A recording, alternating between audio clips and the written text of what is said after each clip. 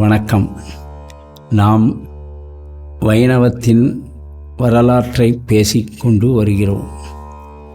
அதில் 4000 திவ்ய பிரபந்தம் தமிழ் வழியில் வந்தாலும் அனைத்து மொழிகளுக்கும் தலையாயது ஆயிற்று. இந்த 4000 திவ்ய பிரபந்தத்தில் உள் புகுவதற்கு முன்னம் இது தோன்ற காரணம் என்ன, இதனால் கிட்டும் நன்மை என்ன என்பதை சிறிதே ஆய்ந்து பார்ப்போம். எம்பெருமான் திருவரங்கம் எங்கே என வினவப்பட்டவனே நாயகன். இது சுத்த உபதேச வரவாற்றதென்பர் மூர்க்கர் ஆவர். இதனால் நாம் அறியப்பெறுவது என்ன என்றால், 4000 தோன்றிற்று.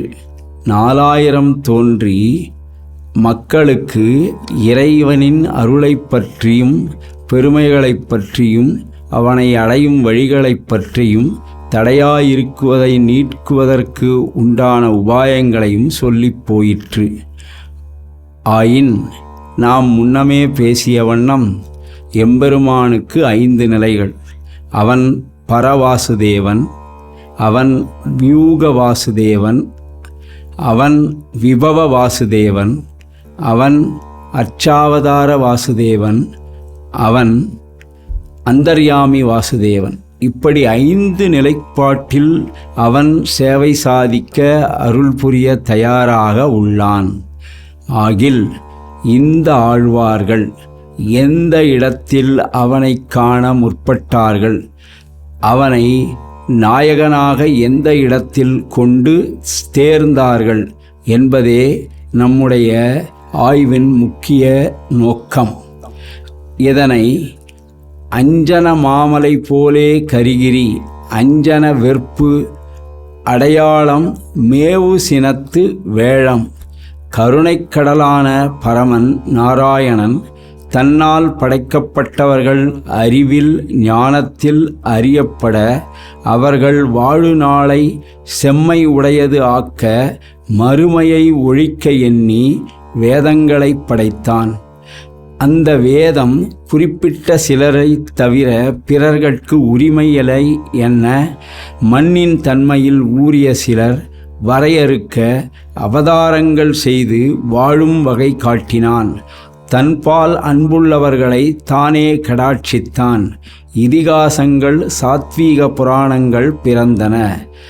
பரமனை ஆராதிப்பவர்கள் அவனை பற்றிய மெய் உணர்வு பெற பிரம்மசூத்திரம் அவனருளால் வியாசரால் உலகிற்கு வழங்கப்பட்டது. அதற்கும் சந்தர்ப்பவாதிகள் தாம் சாதகமாக பொருள் கூற பிரிவினைகளே மேலோங்கியது ஆசையுடையோர்க்கு எளிதாய் இல்லை. இதனை சிந்தித்த எம்பெருமான் என் செய்வன் என்றெண்ணி கன்றின் பக்கல் உள்ள தாயன்பால் அடியார்களை படைத்தான்.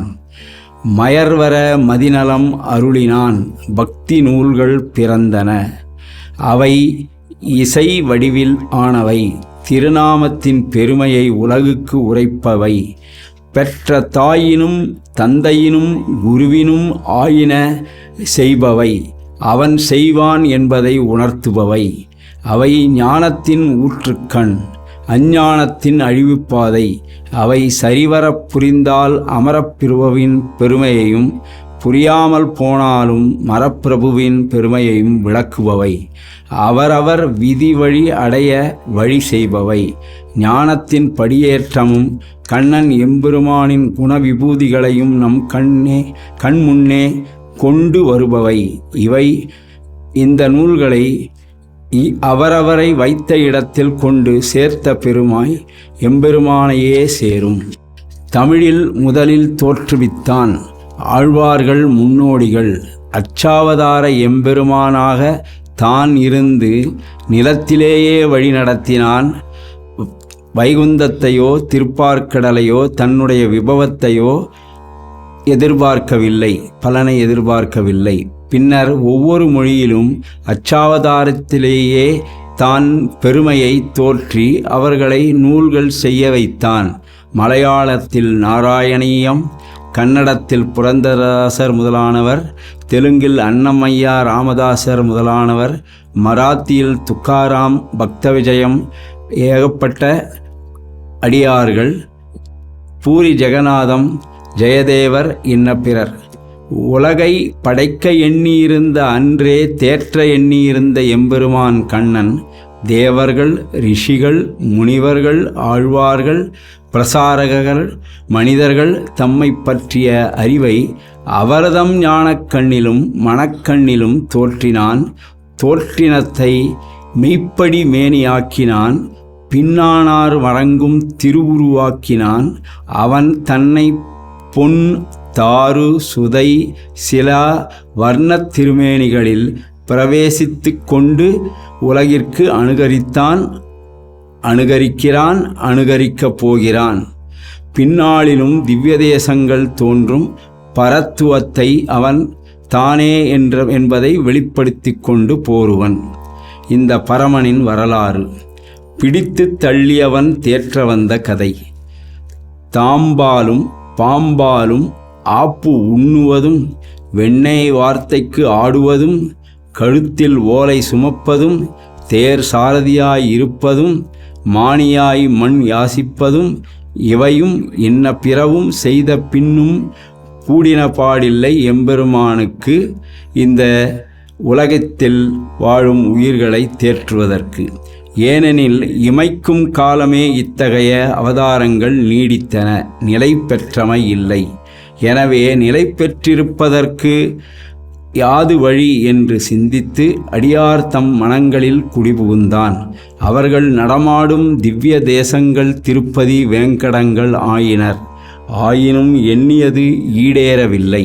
எனவே ஸ்ரீமத் பாகவதத்தில் இராமாயண மகாபாரதங்களில் சென்று நிலை கொண்டான்.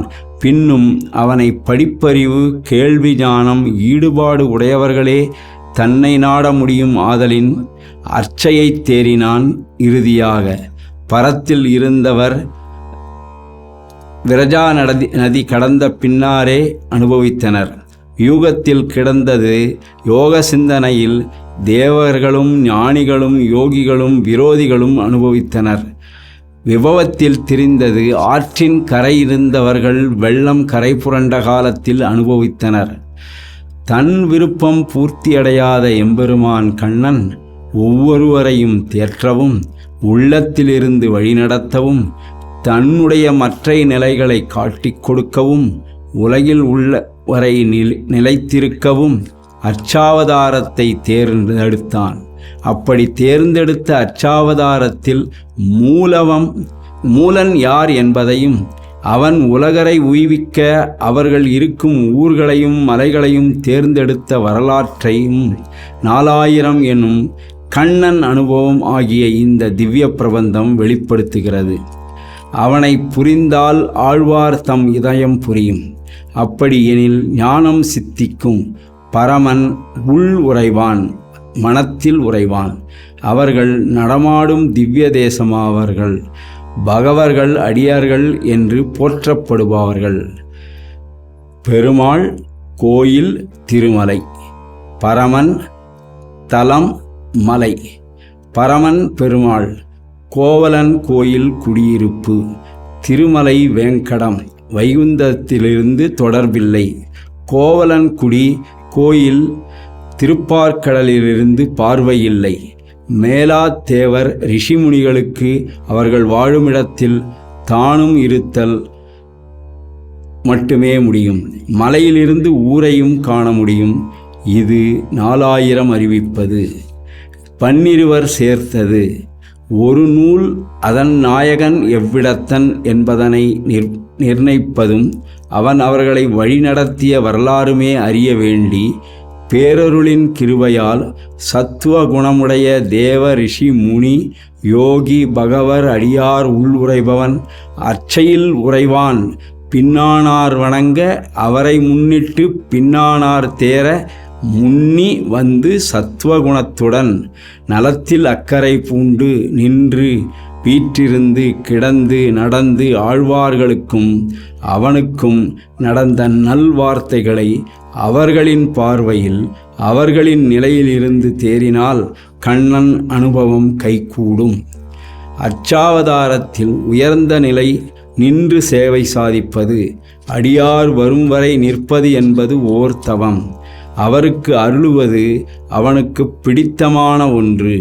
இதையே 4000 ஓதுகிறது.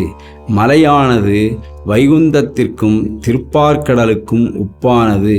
அவனது நீர்மை தன்மையினால் மேலானது. சம்சாரிகளுடன் உழல்வதால் தன் ஒப்புமை இல்லாதது. அதுவே இந்த வையத்தில் முதல் தலம். அனைத்து தலங்களுக்கும் திசை குறிக்கப்படுகிறது.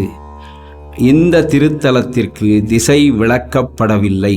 ஏனெனில் அங்கிருந்தே திசை திசையாய் எம்பெருமான் கண்ணன் சேர்ந்தான். ஆழ்வார்கள் அடியவர்களின் வரவை எதிர்பார்த்து எம்பெருமான் முன்னமே எழுந்தருளி நின்று இருந்து கிடந்து நடந்து இருப்பதாக கூறுகின்றான். ஆழ்வார்கள் எதிரிகளாக அரக்கர்களாக கருதியது ஐம்புலன்களையே, பஞ்சவரையே. பகைவராய் நண்பராக்குவதே அவனை அடைவதற்கு வழி. மற்றையோர் புலன்களில் நலிவிப்பை பிரதானமாக பேசி நட்பாக்கி வழிகாட்டினாலும் ஆண்டாள் புலன் உணர்வினால் அவனை அடைவதையே சாதித்தாள், நட்பாக்கி கொண்டாள். ஆழ்வாரின் கருத்தை உற எம்பெருமான் நின்றது போல நாமும் 4000 நணுகி கருத்து பெறுவோம். எம்பெருமான் உறையும் இடங்கள் கோவலன்குடி கோயில். அவனை சார்ந்து அண்டி வாழ்பவர் அடியார். அவர்கள் வைகுந்தம் புகுவது திண்ணம். சேரும் திருமாலிருஞ்சோலை திருப்பார்க்கடல் என் தலை. சென்று சேரும் தன் திருவேங்கடம் திருமால் வைகுந்தம் எனது உடல். ஊழி முதல்வன் ஒருமா நொடியும் கைவிடான் எவன். அவன் எவ்விடத்தன் நின்ற வேங்கடம் எது. சென்ற வேங்கடங்கள் யாவை.